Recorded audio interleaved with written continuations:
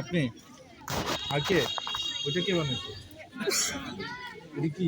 এটা হচ্ছে স্যার আমাদের বৈশ্বিক উষ্ণায়ন বা গ্লোবাল ওয়ার্মিং এর কারণ এবং ক্ষতিকরণ প্রভাব এবং এর থেকে নিস্তারের কিছু উপায় নিয়ে বানানো হয়েছে।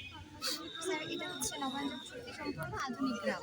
আমরা এখানে একটি বাড়ি দেখেছি, বাড়ির পাশে গোয়ালঘর। গোয়ালঘরে গরুর যে বজ্র পদার্থ থাকে সেটি এই বায়োগ্যাস প্ল্যান্টের মধ্যে রাখলে অক্সিজেনের অনুপস্থিতিতে এখানে গ্যাস তৈরি হবে এবং মাটির নিচে পাইপ লাইনের মাধ্যমে সরাসরি বাড়িতে সরবরাহ করা হবে এবং অতিরিক্ত যে বর্জ্য পদার্থগুলো থেকে যাবে তা পরবর্তীতে আমরা ধান খেতে এবং পুকুরে মাছের খাবার হিসেবে ব্যবহার করতে পারবো।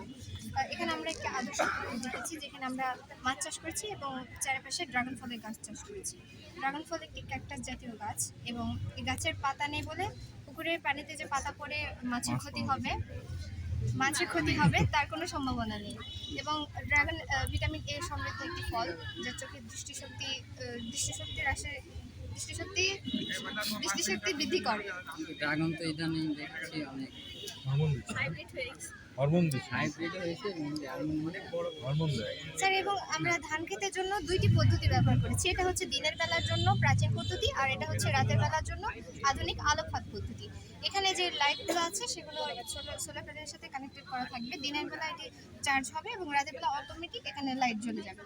যখন দিনের বেলা এখানে আমরা একটি বাঁশ রেখে দিচ্ছি। যখন দিনের বেলা পাখি আসবে বাঁশের উপর বসবে এবং যেগুলো পোকা আসবে পাখি সেই পোকাগুলো খেয়ে ফেলবে এবং রাত্রেবেলা যখন পোকা এই আলোর টানে চলে আসবে এবং পোকাগুলো আলোর টানে আসবে এবং আকৃষ্ট হয়ে আলোর টানে আসবে এবং এই পোকাগুলো এখানে কেরোসিন দেওয়া আছে, কেরোসিনের মধ্যে পড়ে মারা যাবে। এটা তো আগে পদ্ধতি না, এটা তারপরে ওরা জানবে। আর এটা কি বলো? আর এখন স্যার তোমার শেষ? এখানে হচ্ছে তোমার শেষ? গোয়ালঘরে গরু আছে, গরুর গোবর দিয়ে বায়োগ্যাস বানাবে, সেই গ্যাস আবার এখানে ব্যবহার করবে।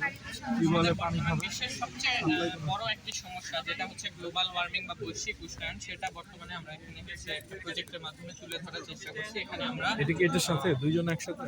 দুজন একসাথে বলতে একসাথে, একই স্কুল? হ্যাঁ এক স্কুল। আমরা এখানে একটা ওজোন স্তর তৈরি করার চেষ্টা করছি। পৃথিবীর বাইরে যে স্তরটা সেখানে ওজোন স্তর যেটা হচ্ছে আস্তে আস্তে কলকারখানার বিভিন্ন রাসায়নিক দ্রব্য ধোঁয়া এসব থেকে বিভিন্ন ধরনের গ্যাস নিষ্কাশিত হয়ে ওজোন স্তরের পুরুত্ব আস্তে আস্তে বৃদ্ধি করছে। এর ফলে সূর্য থেকে আসা যে সকল আলট্রাভায়োলেট রশ্মি সেগুলো তো এখান থেকে ওজোন স্তর থেকে প্রতিফলিত হয়ে চলে যায়, কিন্তু পৃথিবীর পৃষ্ঠ থেকে প্রতিফলিত হয়ে হ্যাঁ চলে যায়, ওজোন স্তর দিয়ে মহাকাশে চলে যেতে চায়, তখন ইনফ্রারেড রশ্মি যেটা থাকে সেটা এই ওজোন স্তর গুরুত্ব বেশি হয়ে যাওয়ার কারণে এটা প্রতিফলিত হতে পারে না, বাধা পেয়ে আবার এটি পৃষ্ঠে ফিরে আসে, যার কারণে বর্তমানে পৃথিবী পৃষ্ঠের তাপমাত্রা বৃদ্ধি পাচ্ছে। ফলে বিভিন্ন জায়গায় যেসব ওজনের বরফে সংকেত হ্যাঁ ওজনের সংখ্যা পড়ছি, যেসব জায়গায় বরফের গুরুত্ব বাড়তেছে কি মানে যেসব ওজন তো হচ্ছে গ্যাস দিয়ে তৈরি, বিভিন্ন ধরনের গ্যাস যখন এখানে যে যোগ হচ্ছে তখন এটা মানে গুরুত্ব বেড়ে যাচ্ছে। বেড়ে যাওয়ার কারণে এখানে হচ্ছে এটা বের হতে পারছে না ইনফ্রারেড রশ্মিটা, সেটা আবার পৃথিবী পৃষ্ঠে ফিরে এসে পৃথিবী পৃষ্ঠকে উষ্ণ করে তুলছে এবং বিভিন্ন জায়গায় হচ্ছে বরফগুলো গলতে শুরু করছে। এভাবে যদি আরও কিছু যুগ হয়তো বা চলে যায় তাহলে আমাদের পৃথিবীটা অনেকখানি হয়তো বা পানির নিচে তলিয়ে যাবে।